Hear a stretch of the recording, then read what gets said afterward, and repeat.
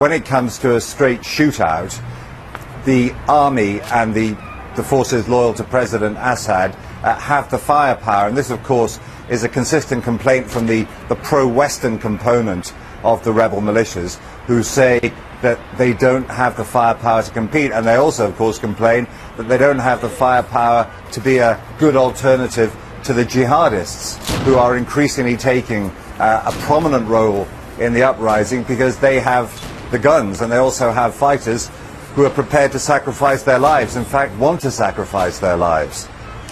And picking up from that, the whole point about almost, the rest of the world versus the extremists, the jihadists, the Islamists, whatever you want to call them, that letter, that point made by Vladimir Putin in this letter today, has there been much reaction to that? Will people regard this as a very fair portrayal as the other side of the argument from the US argument?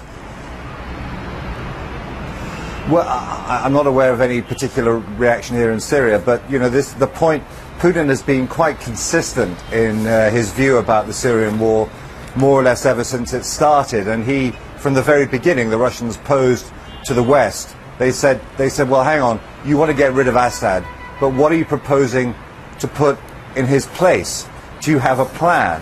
What is the alternative to President Assad?